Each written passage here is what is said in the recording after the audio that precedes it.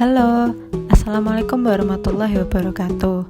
Perkenalkan, nama saya Nia Kania Asyanggreni dengan NIM 2111418026. Teman-teman, kali ini saya akan menjelaskan mengenai proses afiksasi dalam bahasa Indonesia dan bahasa Inggris.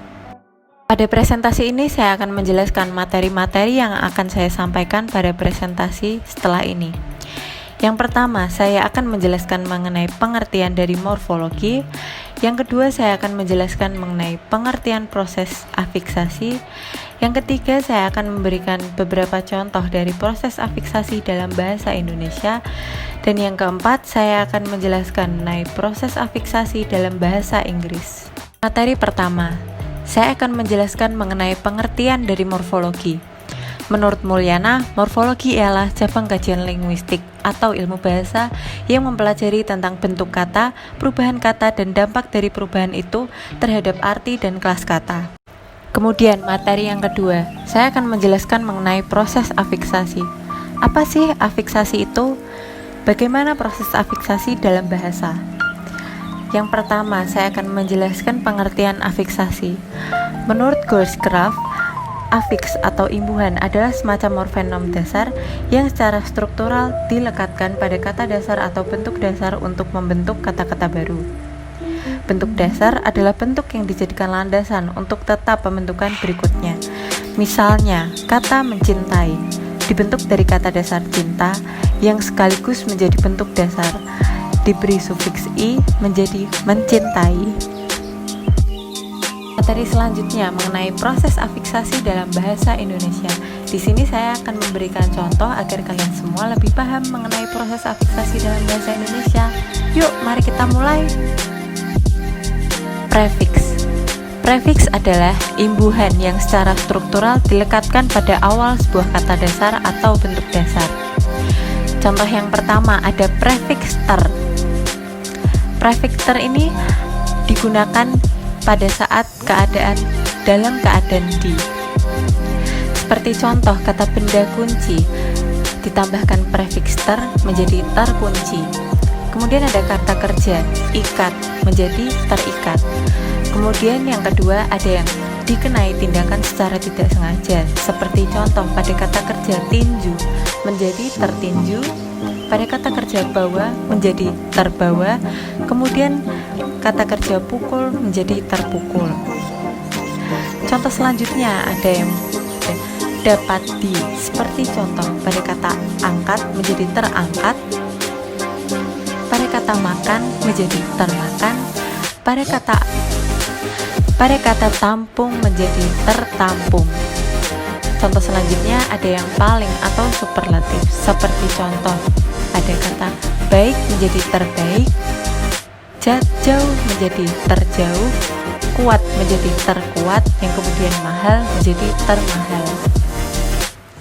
Nah, itu adalah prefiks ter dalam bahasa Indonesia pada penggunaannya. Yang pertama dalam keadaan di, yang kedua dikenai tindakan secara tidak sengaja, dan yang ketiga dapat di, yang keempat paling atau superlatif. Selanjutnya saya akan menjelaskan mengenai prefiksme. Prefiksme berfungsi membentuk kata kerja atau verba. Prefiks ini mengandung arti struktural. Yang pertama, melakukan tindakan seperti tersebut dalam kata dasar.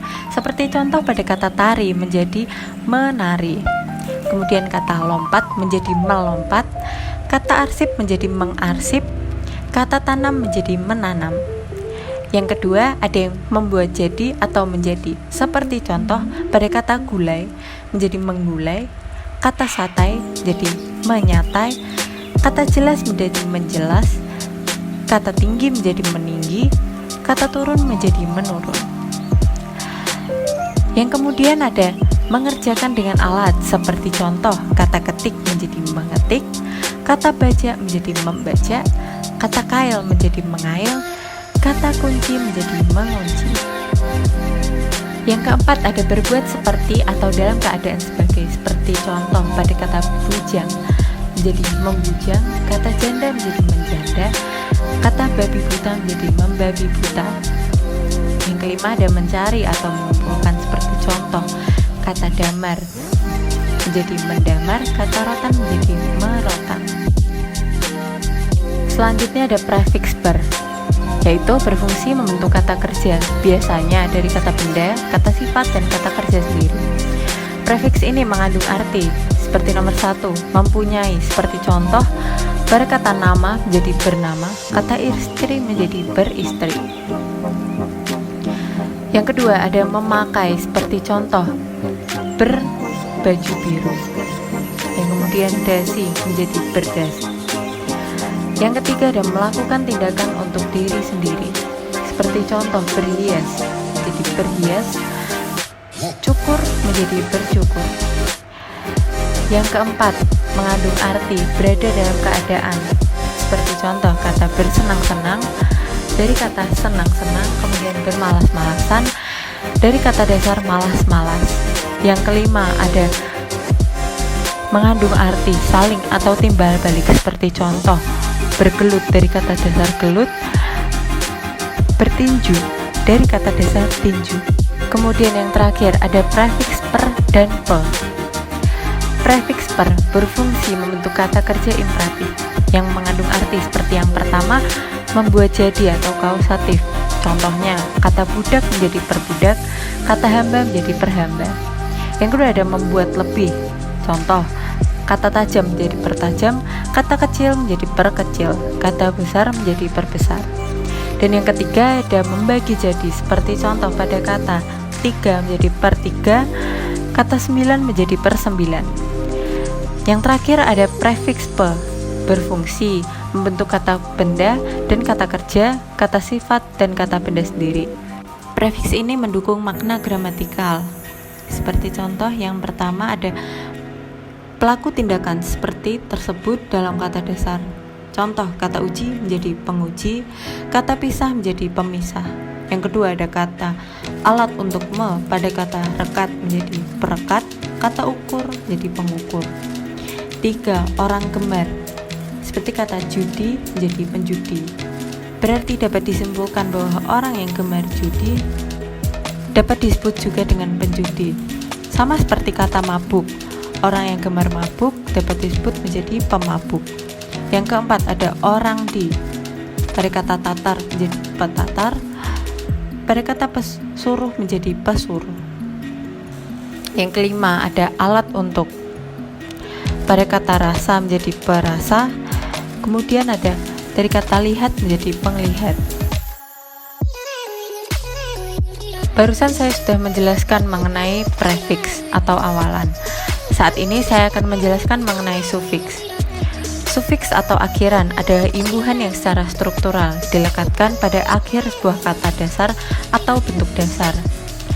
Yang pertama ada sufiks an.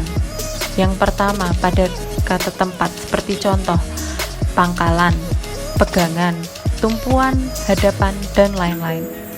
Yang kedua ada perkakas atau alat, seperti contoh pada kata ayunan, kurungan, timbangan, pikulan, dan lain-lain.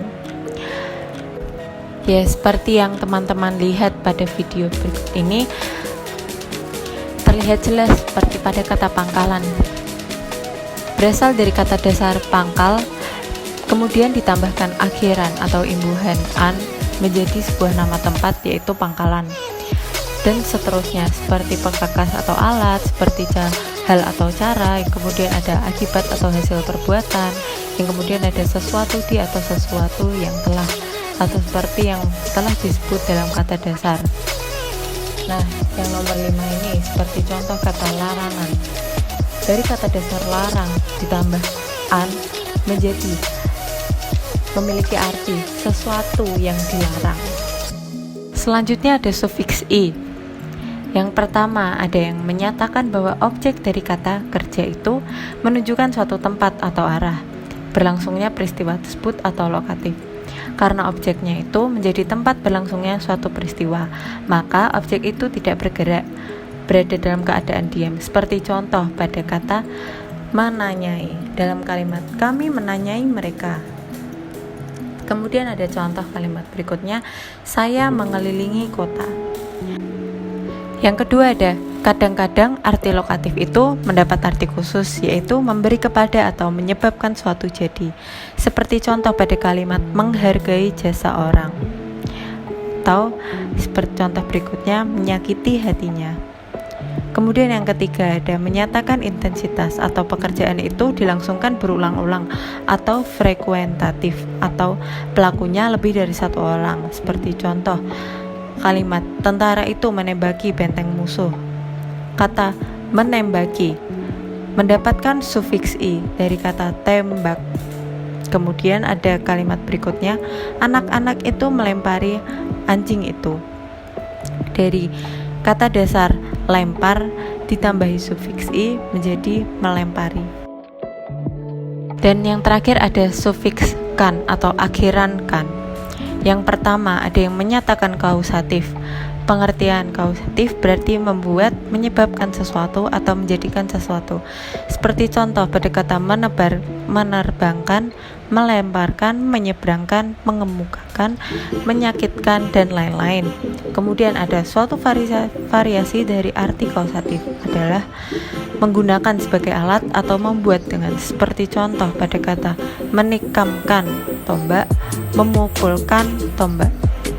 Kemudian ada yang menyatakan benekatif atau membuat untuk orang lain. Seperti contoh pada kata membelikan, meminjamkan, dan lain-lain.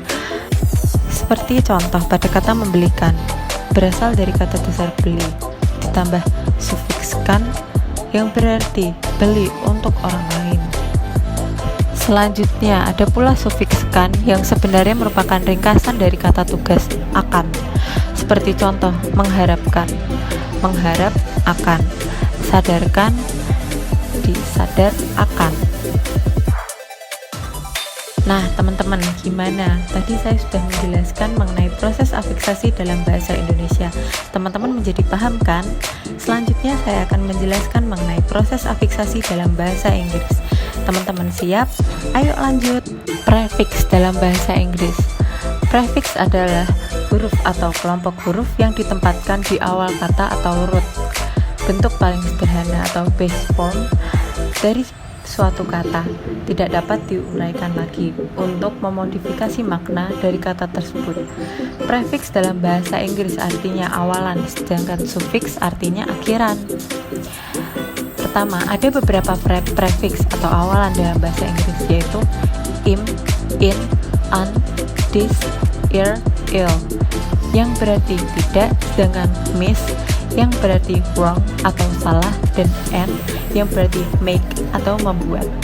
Seperti yang telah disebutkan tadi bahwa ada im, in, an, this, ill. Seperti contoh pada yang pertama ada im ditambah kata dasar possible yang memiliki arti mungkin menjadi impossible, yang kemudian menjadi memiliki arti tidak mungkin. Contoh berikutnya ada kata perfect yang memiliki arti sempurna menjadi imperfect yang memiliki arti tidak sempurna. Yang kedua ada in. Contoh pada kata aktif atau yang memiliki arti giat menjadi inaktif, menjadi kata tidak giat. Kemudian arti berikutnya ada animate yang memiliki arti berjiwa menjadi inanimate atau yang memiliki arti tidak berjiwa. Yang kemudian ada un pada kata dasar happy yang memiliki arti bahagia menjadi unhappy yang memiliki arti tidak bahagia. Contoh berikutnya pada dis pada kata dasar loyal yang memiliki arti setia jadi disloyal atau tidak setia. Kemudian ada kata obey yang memiliki arti mematuhi menjadi disobey yang memiliki arti tidak memenuhi. Yang terakhir ada ill. Seperti contoh pada kata dasar legal atau yang memiliki arti sah menjadi ilegal, memiliki arti tidak sah. Nah, teman-teman, ada prefix berikutnya yaitu miss. Miss digunakan pada kata use yang memiliki arti menggunakan menjadi misuse yang menjadi memiliki arti salah menggunakan. Kemudian pada kata calculate yang memiliki arti menghitung menjadi miscalculate yang memiliki arti salah menghitung. Dan yang terakhir ada N ditambah kata dasar large menjadi enlarge yang memiliki arti memperluas. Kemudian ada kata rich memiliki arti kaya yang menjadi enrich yang memiliki arti memperkaya. Nah teman-teman, kita udah berada di penghujung materi nih. Yang terakhir ada materi sufiks. Sufiks adalah huruf atau kelompok huruf yang ditempatkan di akhir kata atau root, bentuk paling sederhana, base form dari suatu kata, tidak dapat diuraikan lagi untuk menghasilkan kata baru. Ada beberapa bentuk sufiks dalam bahasa Inggris. Yang pertama, pada kata kerja atau verb. Seperti contoh, yang pertama ada V. Pada kata dasar beautiful ditambah V menjadi beautiful yang memiliki arti mempercantik. Kemudian ada horrible ditambah V menjadi horrific yang memiliki arti mengerikan. Yang kedua ada N. Seperti contoh pada kata dasar dark ditambah N menjadi darken yang memiliki arti menggelapkan. Kemudian ada pada kata straight ditambah N menjadi straighten memiliki arti meluruskan. Yang ketiga ada is. Seperti contoh pada kata real ditambah is menjadi realize yang memiliki arti menyadari. Selanjutnya ada adjektif atau kata sifat. Seperti contoh yang pertama ada less. Pada kata dasar job tersebut memiliki arti bekerja ditambah less menjadi jobless atau menganggur atau tidak memiliki pekerjaan. Kemudian ada kata dasar father memiliki arti bapak dan less memiliki arti tanpa, yang kemudian dijadikan satu menjadi fatherless yang memiliki arti tidak berayah. Yang terakhir ada able pada kata dasar accept ditambah able menjadi acceptable yang memiliki arti dapat diterima. Kemudian ada change ditambah able menjadi changeable atau dapat berubah. Nah itu dia teman-teman beberapa proses afiksasi dalam bahasa Indonesia dan bahasa Inggris. Gimana teman-teman jadi makin paham kan mengenai perbedaan antara afiksasi dalam bahasa Indonesia dan bahasa Inggris, dan teman-teman jadi lebih paham bagaimana persamaan afiksasi dalam bahasa Indonesia dan bahasa Inggris. Itu dia teman-teman, ternyata dalam bahasa Indonesia dan bahasa Inggris memiliki proses afiksasi yang sama, seperti contoh pada penggunaan katanya dan penempatan katanya teman-teman. Terima kasih ya untuk teman-teman yang telah menyimak dari awal sampai akhir. Semoga materi yang saya sampaikan dapat bermanfaat bagi teman-teman semuanya. Sampai jumpa kembali teman-teman.